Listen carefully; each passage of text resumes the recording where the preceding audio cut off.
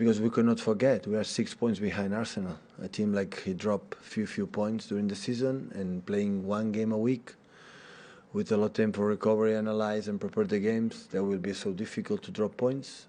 So that's why you have to be there as much as possible. Manchester City and this fascinating title race, which I feel is going to continue to twist and turn over these next few weeks. And who knows where it's going to end. But I think the really interesting thing with this weekend, Zesh, is the fact that Man City play before Arsenal. So they have the opportunity to close the gap to 3 points if they win ahead of Arsenal's game on Sunday at West Ham.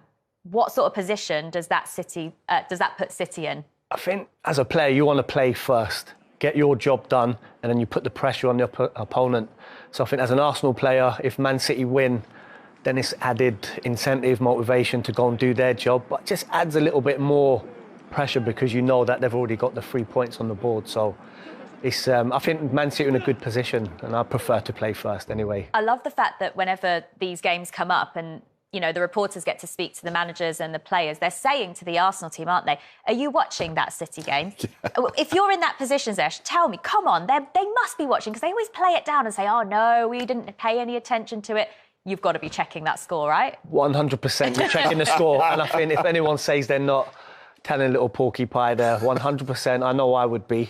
And I think if you spoke to most players, they might not admit it, but I'd say they're watching. Does it affect you psychologically if you watch the performance and it's really good and you think, goodness me, they're in a great vein of form? I think you already know they're really good, so it wouldn't surprise you, but it wouldn't fill you with even more confidence. It would make you think, right, it depends how you look at it. You could pile more pressure on yourself, but I think the guys at the top end, they know how to handle that, the emotional side of it. And then when it comes to play, do their job, they're experienced enough to handle that pressure, and then they go and perform. But it depends on the individual, the team, the manager, the culture at the club as well. Darren, it's interesting because normally what we've seen of City in previous seasons, at the turn of the year in, say, January, they start to hit their rich vein of form. That didn't really happen this year. Obviously, we did have the weird World Cup break situation, but it almost feels like that rich vein of form has now happened. I think their last 3 performances, they've been sensational. They were so good in the week against Bayern Munich. Can you see this going any other way now other than Man City winning it? No, I can't. I mean, I've been saying all the way along, and I mean, we've been joking off air, but I've always felt that City, they've been the course, they've been the distance. They are like a long-distance runner, or even with the Grand National here in England tomorrow, like a horse that knows just when to put its nose on the line at the right time. They've won their last 9 games in all competitions by an aggregate of 34-3. They've just been stunning. Look at those stats on the screen as well. 7 against Leipzig, 6 against Burnley, 4 against Liverpool and Southampton. They scored 3 against Bayern. They could have scored 10. They were that superior. And I think any 11 players that Pep puts out against Leicester will win. And I don't say that to be disrespectful to Leicester at all. I just think Leicester at the moment, I do think we'll see a bounce, new manager bounce for Dean Smith, but their concentration levels are the reason why they are where they are. Set against that, the concentration levels of City are where they are at the moment. And I think this will now go all the way down to the wire. Well, I mean, for Manchester City, Erling Haaland just continues to score goals as well. And another record broken this week because he scored 45 goals this season. That is the most goals by any player in the Premier League era in all competitions. It's absolutely crazy, Zesh.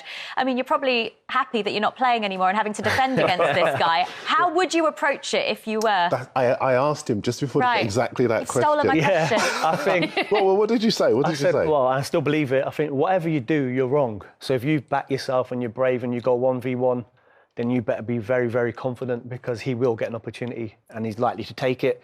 If you try to double up, go 2 against 1, which a lot of teams have done, or stop it, ball getting into him, someone else is free. So again, with the quality Man City you've got, you don't want them to have a spare player on the ball because even if Haaland doesn't score, he's attracting 2 and then somebody 'else has got that. And what, you 6'5", 6'6"? 6'3". 6'3", okay, you're taller than me anyway. Yeah. How do you Much stop taller him? than me. How do you stop him in the air? I think the first thing is you'd want your fullbacks to stop crosses, or you want to stop the ball getting into him.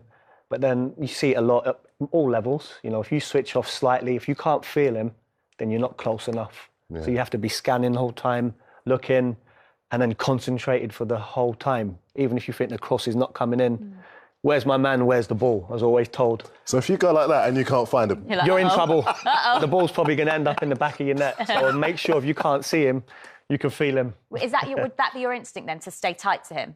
You'd have to stay super tight, basically, like a rash, because at the highest level, even this much space between me and Darren is too much. They can find Erling Haaland, and Man City players obviously can. And if he gets the opportunity, most likely sending up in the back of the net. Well, the Leicester defenders are going to have a job on their hands. Whether it's Haaland, whether Pep Guardiola decides to play Alvarez, they've been so good going forward. And defensively, as you pointed out, that's been one of Leicester's weaknesses this season. Because actually, when you look at the bottom half of the table, they've scored more goals than any of the other teams down there. It's been defensively that's been their issue. So do you think this game is almost a bit of a write-off? How do they approach it? well, they can approach it as an opportunity to impress Dean Smith going into the latter weeks of the season.